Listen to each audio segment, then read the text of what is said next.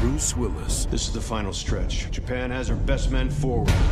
So we're gonna fight those sons of bitches. You are here to protect your mothers, your fathers, your children. Fire Will, open up! We have reached a very critical time in this war with the Japanese. I don't expect any of you new trainees to get up there and take down every zero you see. The Air Force is not well trained or equipped at all.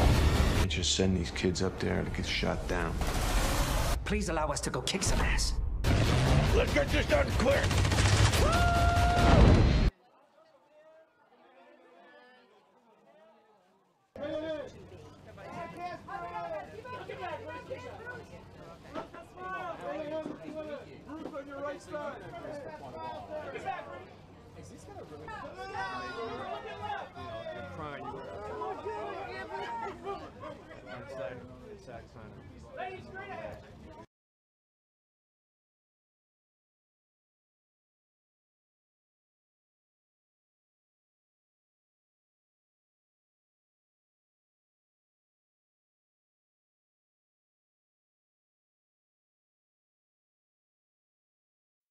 It's a Pearl Harbor anniversary story you probably won't see anywhere else. The intriguing possibility that in launching a sneak attack, Japan did to us what we might well have done to them.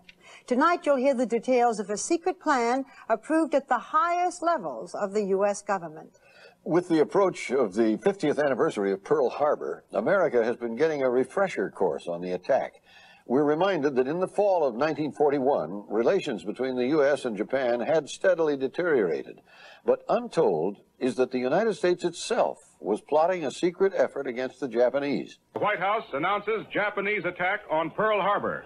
It was news that stunned the nation.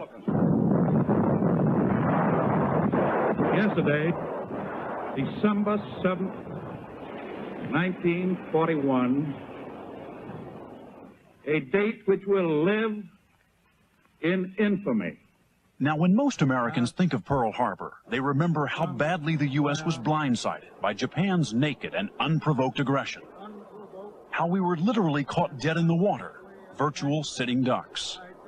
But what most Americans don't know, and what President Roosevelt never disclosed, is that America had its own secret plan to bomb Japan first.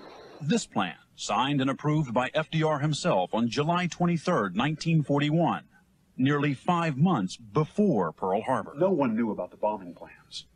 That was secret. All the supplies were secret. I mean, what we were sending was not a matter of public knowledge. Our story begins with a romantic chapter out of military lore, well known to the American public. It is the story of the Flying Tigers and their famous shark-toothed P-40s. Also known as the American Volunteer Group, or AVG, they were a small group of daring U.S. flyers, led by this fighter ace named Claire Chennault. They were known as mercenaries, hired by China before Pearl Harbor. The Japanese were the bad guys, no question about it. And your mission was to take them on? Yes, yes. Their primary objective was to protect China's only lifeline, this winding supply route known as the Burma Road. Certainly, order of priority was one, seize control of the air over China. Keep China in the war. Skip Adair's job was to find the volunteer pilots. When you were recruiting men for the American Volunteer Group that summer, 1941, what was the strategic goal of the operation? Well, to kill as many damn Japanese as we could. That's simple. But in reality, the pilots Adair recruited were not mercenaries at all. While they flew under the Chinese flag, their operation was planned and paid for by the U.S. government. The U.S. government knew about this, helped develop this plan. Not only knew about it, but they were 100% behind it. Where do you think the $50 million came from? The United States. It was secret. Nobody was supposed to talk about it. We did a damn good job of keeping it secret. And the need for secrecy wasn't just for military reasons. Sending not just equipment, but soldiers to China would have been a violation of U.S. neutrality laws. It was against the U.S. law to fight for under another flag for another country. But what most Americans will be startled to hear, and what is the subject of this report, is that the United States, long before Pearl Harbor, had secret plans for a second American volunteer group with a much more daring mission. There was a second group, which would be a bomber group, and the third group would be another fighter group. So it was all in the works. Yes, At least that was what you were being told. Yes. We knew that there's going to be a bomber group formed. In fact, Chenault told me that I would probably get the bomber group. A secret bomber group flying against Japan before Pearl Harbor? Sounds inconceivable. But Claire Chenault, the leader of the Flying Tigers, laid out his offensive strategy for Japan early on. Quote, "If the men and equipment were of good quality, such a force could cripple the Japanese war effort. A small number of long-range bombers carrying incendiary bombs could quickly reduce Japan's paper and matchwood cities to heaps of smoking ashes." Now, those were Chenault's words. The question is whether his plan was backed up by the White House. That's the crucial question we wanted someone to answer. But after half a century, we thought that might be impossible. Well, surprisingly, there is one key figure from FDR's White House who is still around to answer our questions. His name is Lachlan Curry. In 1941, he was one of the president's closest advisors, Roosevelt's personal envoy to China, and Claire Chenault's biggest supporter in the White House. Today, Curry lives in South America.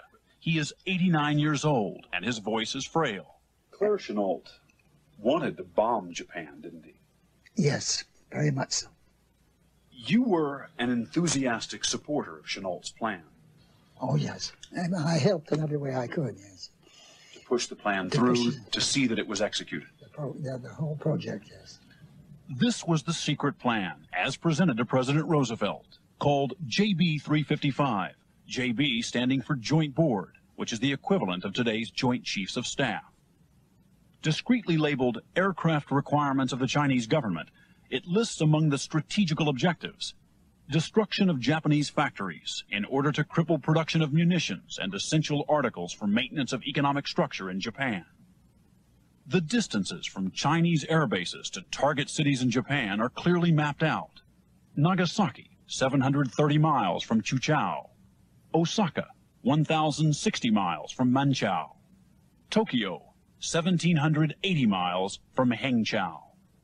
Was it workable? Were planes available that could do the job? An entry written by renowned General Hap Arnold says, the Lockheed Hudsons have ample range to perform missions against targets in Japan. Advanced bases are available in eastern China. It is 1,300 miles from these advanced bases to industrial Japan.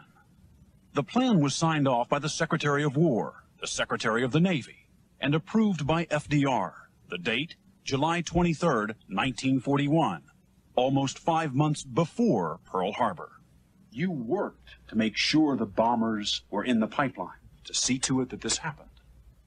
That was my job, yes. And the pilots? And the pilots, yes.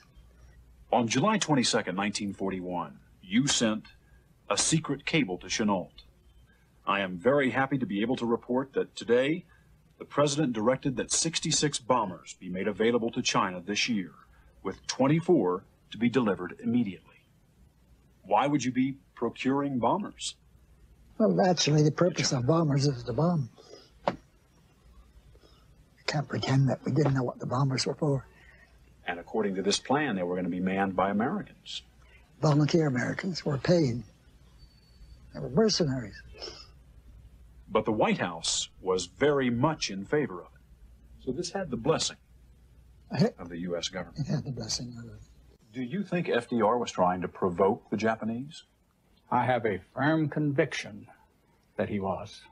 These words were from Bullitt's own lips. He said, the president asked me, by the way, Bill, how are you going out to India or China?